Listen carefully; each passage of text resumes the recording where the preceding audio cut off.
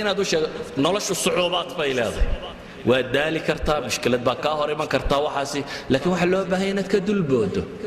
waxa loo baahan taaqaadkii kugu kaydsanaa inaad dib u adeegsato waxa loo baahan inaad isdhiibin nolosha isdhiibka ugu liita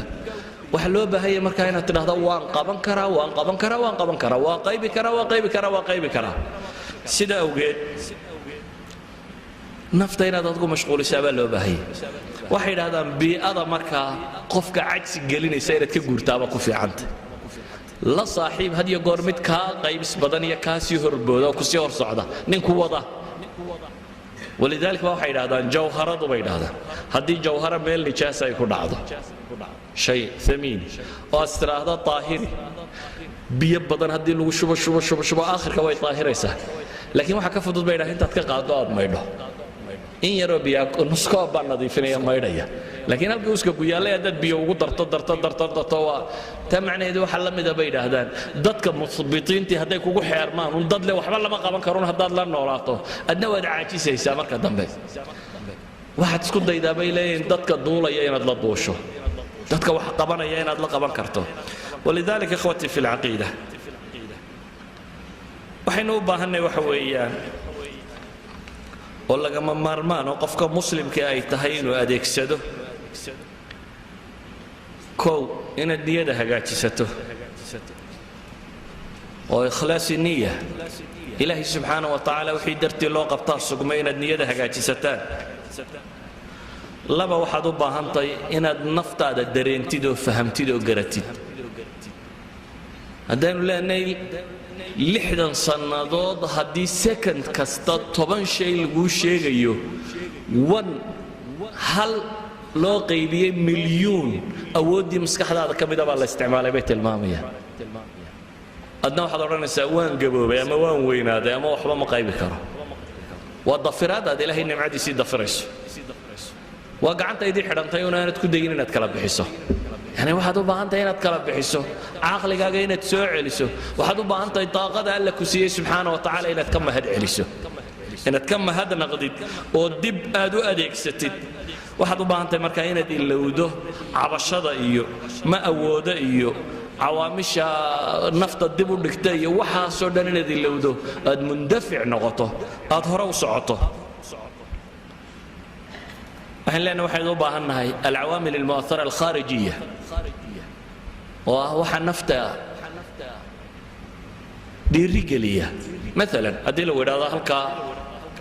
4 ساعات استاك ادكت 4 ساعات تاعو تاغنا كريس عقاب انور صحبي ولا بوك دم قنيس لكن ادي لا يراهدو هرغيسه ما انت نكي 4 ساعات تاغرادا $10 بو لي عدي على هيدنا دارك جرت ما مالينس لما اركين أيوة $10 بعوضة $10,000 هدي لا شيء 4 ساعات oo qurus la sare taagnaado dabar iyo meelku xarunta baad skiijinaysa dan noloshu waanka waa laga yaabaa markay leenahay wax baro araaqil baa jiraysa ka hor imanayso laakiin waa inay jiraan mu'atharaat khaarijiyo iyana ku dhiiri gelinaya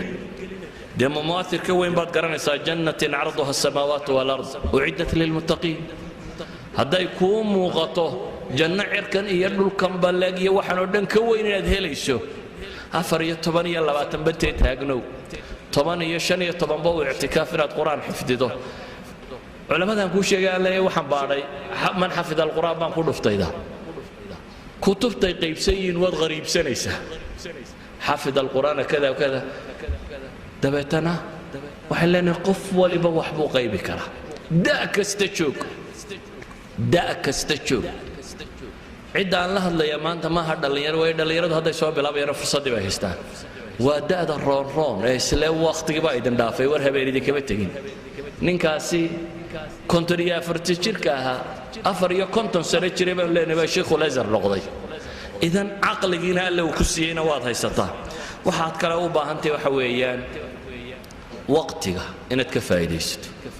وهي هذا هجمة الوقت إن هذا وقتك ويرر كواهات وأنا كاضيع من هذه إلى السفينة لكن ما أنت واحد لا يروح بان نقول كرتان بخاري وين كجرة ولا سوق من لا يهون بخاري كلمة بصو صارتي السقف فردية